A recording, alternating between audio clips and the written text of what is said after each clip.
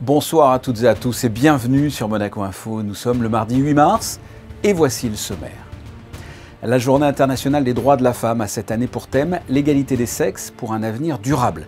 Vous verrez dans quelques instants le lien qui relie ces deux thématiques, les femmes et l'environnement, avec le délégué interministériel pour le droit des femmes, Céline Cotalorda. Elle nous fera également un point sur la condition féminine à Monaco.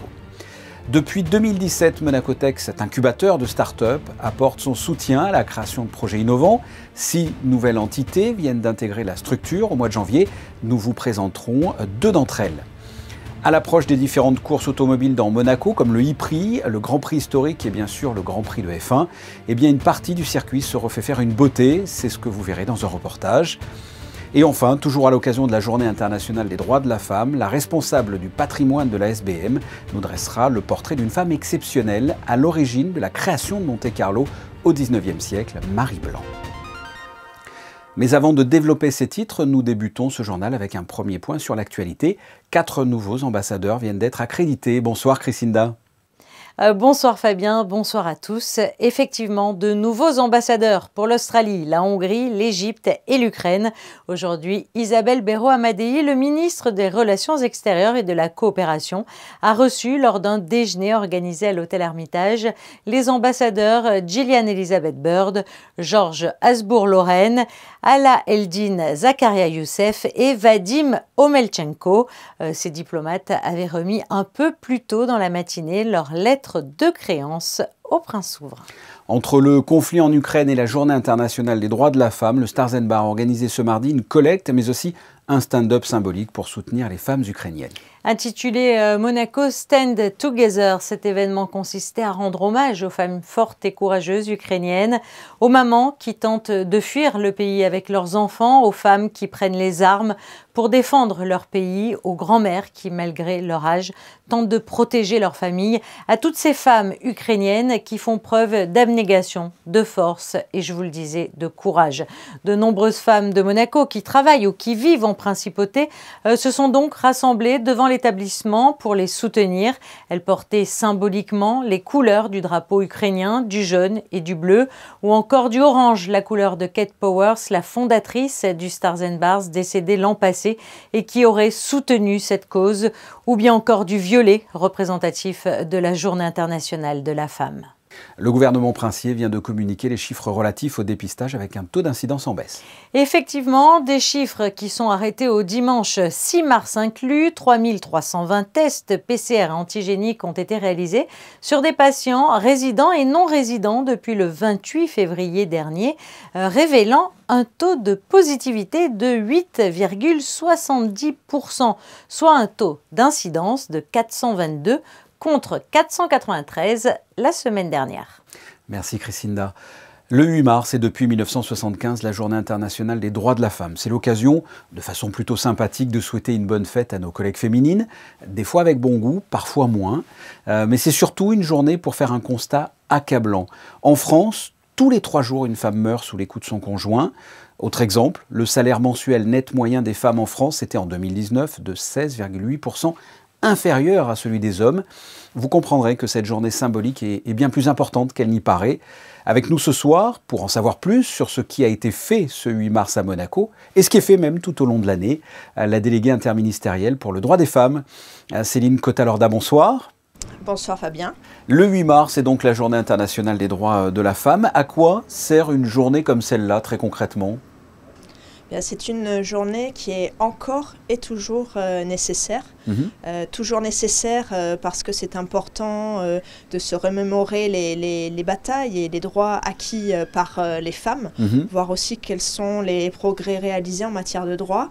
Et puis encore nécessaire parce qu'il y a encore du chemin à parcourir, notamment pour un accès à plus d'égalité.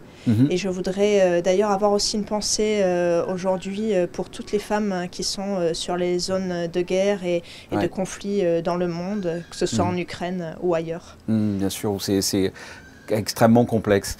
Quelles ont été les actions mises en place par le comité pour la promotion et la protection des droits des femmes cette année ? Eh bien, pour ce 8 mars, nous avons choisi de mettre en avant les droits des femmes et la protection de la mer. Alors pourquoi? Parce qu'il y a des enjeux communs en fait entre les océans et les femmes, notamment en termes de changement de mentalité et de la nécessité de tous se mobiliser pour ces causes. Et c'est pour ça que nous avons créé cette année une œuvre artistique collective avec Mr. Wanties, qui a invité 100 personnalités à participer à cette œuvre, dont Son Altesse Sérénissime le Prince Souverain et la Princesse Stéphanie. Et cette œuvre, c'était l'occasion de rappeler que finalement tout le monde peut apporter sa petite pierre à l'édifice, que ce soit pour les femmes ou la protection des océans. Et pourquoi ce lien avec les femmes et les océans? C'est assez surprenant finalement quand on y pense. Pourquoi ? Les femmes et les filles sont les premières victimes aujourd'hui des changements climatiques dans le monde. Il y a une étude de l'ONU qui a été publiée en 2020 et qui montre que 80% des déplacés sont des femmes ou des filles pour cause de changements climatiques. Donc on voulait vraiment mettre l'accent sur ce que peuvent faire les femmes et ce que peut faire l'ensemble de la population pour protéger ces femmes face au changement climatique. L'IMSEE publie aujourd'hui même une enquête sur les femmes et la gouvernance d'entreprise. Beaucoup de femmes s'engagent dans l'entrepreneuriat ou pas assez? Qu'est-ce qui ressort de cette enquête? Non, les femmes ne sont pas encore assez présentes dans le monde de l'entrepreneuriat. Cette étude montre que les hommes restent majoritaires. C'est à peu près 28% de femmes pour 73% d'hommes inscrits au RCI cette année. Et puis, la présence des femmes est variable. Ça, c'est le deuxième enseignement. Elle est variable d'un secteur à l'autre. Il y a des secteurs assez féminisés, tout ce qui va toucher au commerce de détail, à l'administration, la santé, le social, où là on atteint quasiment les 40%. Et puis des secteurs au contraire très peu féminisés, c'est le cas des activités financières et d'assurance.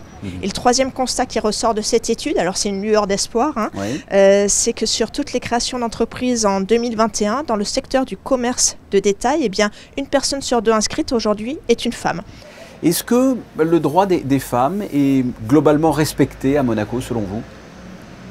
Alors le droit des femmes à Monaco existe depuis de nombreuses années. Il y a un arsenal juridique qui est quand même très complet, que ce soit en matière d'égalité ou en matière de lutte contre les violences faites aux femmes. Il y a déjà beaucoup de lois qui ont été votées, mais c'est aussi un droit évolutif qui s'adapte à l'évolution de la société.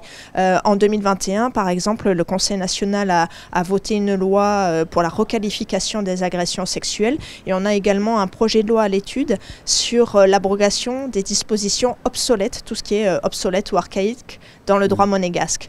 Mais j'ai envie de dire que le droit c'est bien, mais la pratique c'est mieux. Le droit malheureusement ne peut pas tout et ce qu'il faut aujourd'hui c'est faire encore évoluer les mentalités. C'est ce qui est aussi le plus long, qui prend le plus de temps et c'est pour ça qu'il faut continuer à agir pour la cause des femmes, pour avoir une société plus égalitaire, plus juste et surtout qui sera bénéfique à tout le monde. Et quels sont pour le coup les axes de travail pour que la condition féminine s'améliore à Monaco ? Eh bien, comme je vous disais, il y a un certain nombre de projets de loi actuellement à l'étude. Et puis après, c'est beaucoup également de sensibilisation pour faire évoluer les mentalités, que ce soit au travers de campagnes de communication que nous faisons ou au travers également des actions portées par la journée des droits des femmes. Et puis nous avons aussi des actions vis-à-vis de la jeunesse, puisque l'éducation, que ce soit à l'égalité ou au respect de l'autre, se décide dès le plus jeune âge et c'est important de sensibiliser la jeunesse. Donc un axe de travail vers la jeunesse sans aucun doute. Très bien. Céline Cotalorda, merci d'avoir répondu à mes questions. Merci à vous pour votre invitation.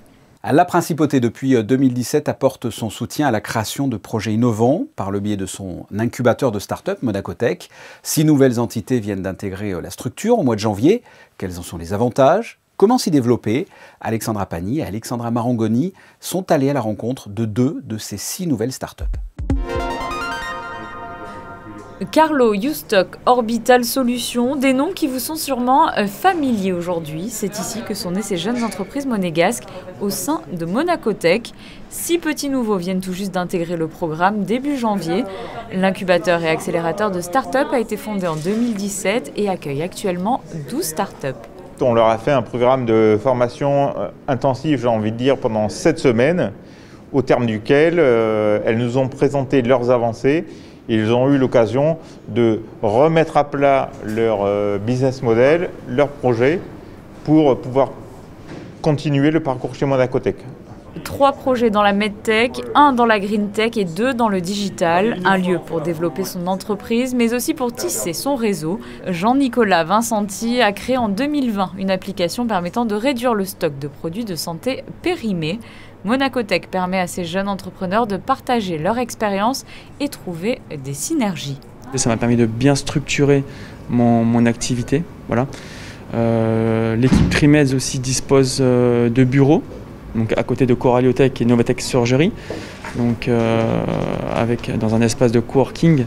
Donc c'est vrai qu'on rencontre immédiatement en fait tout un tas de startups où on peut partager nos idées. Inaudipe est-elle une application qui permet de détecter et suivre des cancers par l'intelligence artificielle? Nous sommes intéressés par les bien-être citoyens, donc pour nous c'est l'environnement idéal pour développer notre projet. Concrètement, en fait, on a tout le réseau, l'accès aux contacts nécessaires facilement, que ce soit sur les plans de santé, le responsable de santé et tout, que ce soit aussi au niveau administratif. Et là, il faut dire que ça se passe l'administration, les services administratifs en fait sont en phase avec les besoins de start-upers, donc avec une certaine rapidité qui aide beaucoup à la mise en place de nos projets. Si vous êtes vous aussi séduit par cette aventure, un nouvel appel à candidature est prévu pour le mois d'avril. Les start-up sélectionnées intégreront ensuite la structure au mois de septembre.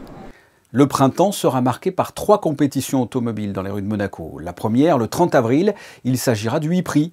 Les préparatifs ont donc déjà débuté, comme vous le voyez sur ces images, et notamment l'installation des tribunes. Et pour rester dans l'esprit des courses, place à un reportage consacré à l'asphalte et aux enrobés. La campagne annuelle a débuté le 28 février. Elle permet à la principauté de disposer d'un réseau de voies urbaines particulièrement entretenu. Reportage de Sandrine Nègre. Nous sommes avenue des Spélugues, précisément au niveau de la fameuse épingle du Fairmont. C'est ici que la réfection des enrobés se déroule selon 2 phases importantes. La première implique le rabotage de la partie supérieure de la route et la seconde, la pose de la couche d'asphalte pour une reconstitution de la chaussée. Et bien sûr, comme on le sait, avec l'approche du Grand Prix, donc le Grand Prix historique, le Grand Prix électrique et de F1 qui ont lieu prochainement, il y a une campagne de réfection qui a lieu très tôt dans l'année avec une première étape de préparation qui consiste finalement surtout sur la piste. On vient enlever les tampons, on vient abaisser les bouches à clé avec les concessionnaires. On en profite bien sûr pour réfectionner les caniveaux, les bordures les plus endommagées. On enlève le mobilier urbain. Et on réalise enfin, pendant la période actuelle, 2 semaines et demie environ, des travaux de nuit. Des travaux donc réalisés de 20h à 6h sur les zones concernées pour 2 raisons. La première qui est bien sûr évidente, c'est la fréquentation qui est bien moindre de la route, mais également une contrainte technique, car il faut savoir que les enrobés sont appliqués à une température qui avoisine les 150 degrés. Et pour garantir cette application, il est difficile de le faire de jour avec les embouteillages qu'il y a entre la centrale et la principauté. On a l'habitude de réaliser à minima la réfection d'un tiers du circuit Grand Prix. Cette année est un peu particulière car on a doublé, on est à 2 tiers au regard des opérations publiques. Au même moment, à quelques mètres de là d'ailleurs, une opération de rabotage se déroule sous le tunnel Louis II. Preuve que de nombreuses parties sont concernées par les enrobés. Allée des stands quai Albert Ier, route de la Piscine, avenue d'Ostende, rue Grimaldi, sans oublier des parties non liées au circuit de Formule 1, comme les rues Bellevue et Respiro. Je vous le rappelle, le coup d'envoi pour ces courses automobiles dans Monaco le 30 avril avec le e-Prix. Toujours dans le domaine sportif, une belle prestation, Crescinda, au championnat du monde pour la Fédération monégasque de gymnastique. Effectivement, Fabien, une très belle participation même du trio monégasque pour son premier championnat du monde de gymnastique par tranche d'âge à Bakou. Les championnats du monde de Bakou sont terminés pour nos deux équipes monégasques. Le dimanche 6 mars, les gymnastes Ninon Ginola et Louane Mariette ont tout tenté pour s'immiscer dans une finale mondiale et se classent ainsi à la 10e place des nations, à 2 places de la finale.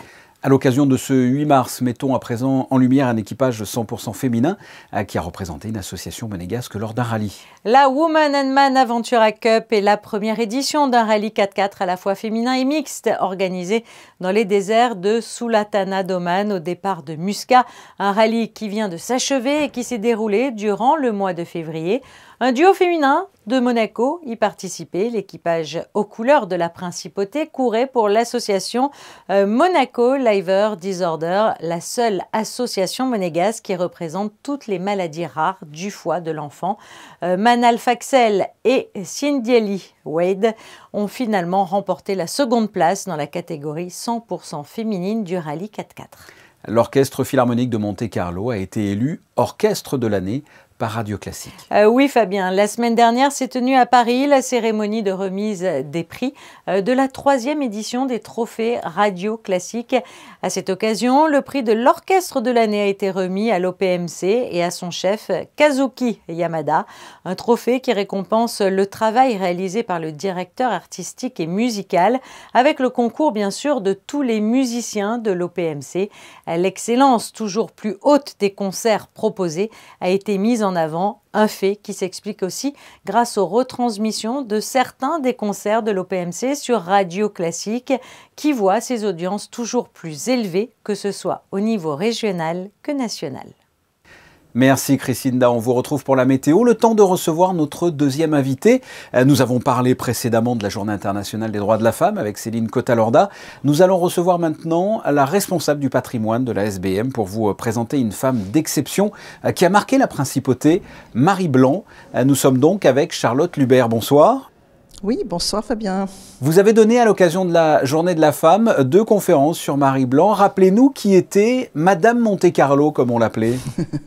La Lady Monte-Carlo. Écoutez, au départ, une femme très modeste qui, de par son mariage avec François Blanc, l'ancien concessionnaire des Jeux de Baden-Bourg, a fait fortune et a beaucoup investi en œuvres caritatives, mais aussi en constructions diverses, en art et en culture à Monaco. Donc on lui doit beaucoup sur la principauté. C'était donc à la base une domestique de François Blanc lorsqu'il développait le commerce des jeux dans une ville en Allemagne. Elle était toute jeune, 14 ans, c'est ça ? 15 ans, elle est rentrée à son service à l'âge de 15 ans comme gouvernante des enfants de sa première union. Donc Camille qui sera le prochain directeur des jeux après la mort de Marie Blanc, et Charles. Comment est-elle passée de personnel de maison à femme de François Blanc, le fondateur de la Société des Bains de Mer ? En fait, il l'a un petit peu courtisée et il a été séduit par son intelligence, sa vivacité d'esprit et il a voulu lui donner une éducation un peu plus poussée. Il lui a offert pendant 4 ans des cours de maintien, de conversation, de culture générale à Paris dans un internat pour filles. Et il avait l'intention effectivement de l'épouser. Une fois veuf, il a eu l'intention de l'épouser. C'était une vraie histoire d'amour ? Elle a 21 ans quand elle l'épouse et lui, il en a quand même 27 de plus. Donc, je ne sais pas si on peut parler d'amour, mais c'est vrai qu'il y a eu cette relation. Elle a été son imaginaire. Elle a joué le rôle, de collaboratrice. L'un sans l'autre, ça ne pouvait pas marcher. Un rappel, comment François Blanc et Marie Blanc sont passés de cette ville en Allemagne, Hombourg, à Monaco ? Alors, les jeux étaient interdits en France depuis 1836 et ça allait le devenir en Allemagne. François Blanc regardait ce qui se passait en principauté où, effectivement, on réfléchissait à une potentielle société. Il y a eu 3 tentatives avant François Blanc de Société des Bains de Mer et du coup, il regardait de loin ce qui se passait.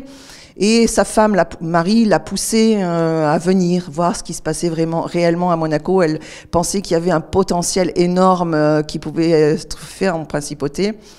Et donc, François Blanc faisait partie d'un cercle hyper sélectif à Paris où il côtoyait le duc de Morny, les frères de Rothschild et le prince Charles III. Et c'est avec ce dernier qu'il a, on va dire en backup, négocié la reprise potentielle de la Société des Bains.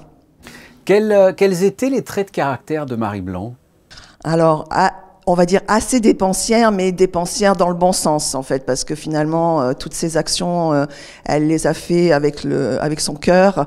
Donc elle a fait financer une partie des travaux de la cathédrale, la chapelle Saint-Dévote, le lycée, le futur lycée, donc le collège des Jésuites, mais aussi des bonnes actions pour les nécessiteux. Elle a aussi œuvré dans la partie culturelle et artistique de Monaco. Donc finalement, assez généreuse, tout en dépensant. Elle dépensait un petit peu sans compter, effectivement. Qu'est-ce que, selon vous, Marie Blanc a concrètement apporté à la principauté? Une de ses plus belles œuvres, c'est quand même l'Opéra Garnier, les Jardins des Boulingrins, la décoration de l'Hôtel de Paris, le premier café de Paris, dans le Café Divan, une des salles de jeu du casino. La cave aussi, donc, je crois, la cave de l'Hôtel de Paris, non? Les caves de l'Hôtel de Paris, effectivement, oui, qu'elle a construites avec ses deniers personnels, puisque ça avait été oublié lors de la construction de l'hôtel. Oui. Charlotte Lubert, merci d'avoir répondu à mes questions. Merci à vous. Et comme je vous l'ai dit, une autre femme d'exception, en tout cas c'est un sacré personnage, ça je peux vous le dire. Christine Thomel, vous allez nous présenter la météo. Si seulement, Fabien, vous pouviez me dire cela tous les jours et non pas seulement le 8 mars. Alors mercredi, le temps se partagera entre le gris et le bleu. Un temps couvert l'après-midi, plus dégagé dans la matinée. Un temps toujours frais du côté des températures, comptez 11 degrés pour les maximales et 3 degrés pour les minimales. Le soleil se lèvera à 6h52 et se couchera à 18h29. Demain, nous fêterons les Françoises. Bonne fête à toutes les Françoises donc. Les photos du jour, avant de clore ce journal. En ce 8 mars, nous voulions terminer cette édition en mettant en lumière les femmes de l'ombre qui œuvrent pour le bon fonctionnement de la chaîne et de la direction de la communication, comme par exemple les attachés de presse, le service des réseaux sociaux, mais aussi dans le domaine administratif. Ce sont des photos prises par Manuel Vitali et Stéphane Lana. Ce journal est terminé, on se retrouve demain, même heure. En attendant, portez-vous bien. Au revoir.